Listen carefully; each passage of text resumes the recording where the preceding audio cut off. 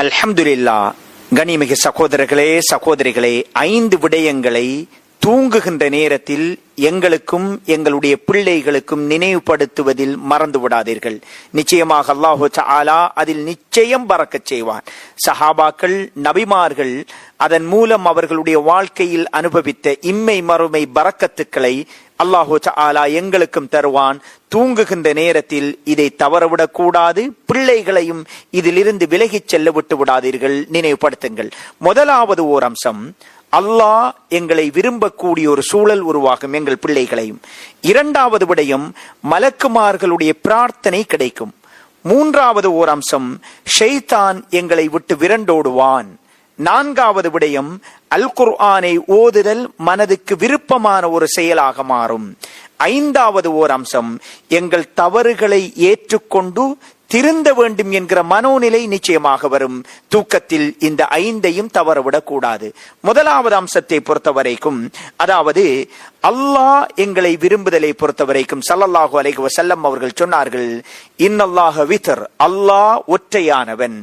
எனவே நீங்கள் தூங்குகின்ற நேரத்தில் வித்ர் தொழுது கொள்ளுங்கள். ஒரு ரகாத் ஏனும் தவறாமல் தொழக்கூடிய ஒரு வளமையை ஆக்கிக் கொள்ள வேண்டும். பிள்ளைகளுக்கு அதை கற்றுக் கொடுக்க வேண்டும். தூங்குகின்ற நேரத்தில் வீட்டு சூழலில் அதை ஹயாத்தாக்குகின்ற பொழுது பெரியோர் பரக்கத் கிடைக்கும். அல்லாஹ்ட விருப்பம், நேசம் கிடைக்கும். இரண்டாவது ஓர் அம்சம், மலக்குமார்களுடைய பிரார்த்தனை. ஸல்லல்லாஹு அலைஹி வஸல்லம் அவர்கள் சொன்னார்கள், புகாரி கிரந்தத்தில் வருகிற செய்தி, தொழுகைக்கு வுது செய்வதை போன்று தூக்கத்திற்கு முன்னாடி வுது செய்து கொள்ளுங்கள் என்று ஸல்லல்லாஹு அலைஹி வஸல்லம் அவர்கள் சொன்னாங்க. இது சஹீஹான ஹதீஸ்.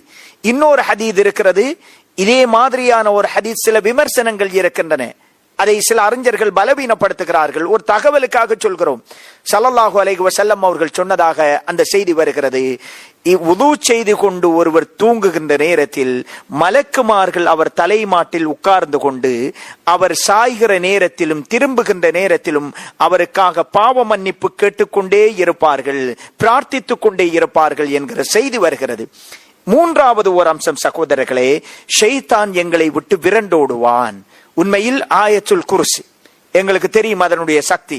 அபூ ஹுரைரா ரலியல்லாஹு அன்ஹு அவர்களுக்கு ஷைத்தான் கற்றுக் கொடுக்கிறான், என்னிடம் இருந்து பாதுகாவல் உங்களுக்கு கிடைக்க வேண்டுமாக இருந்தால் இதை ஓதிக்கொள்ளுங்கள். அல் குர்ஆனில் மகத்துவமிக்க வசனம்.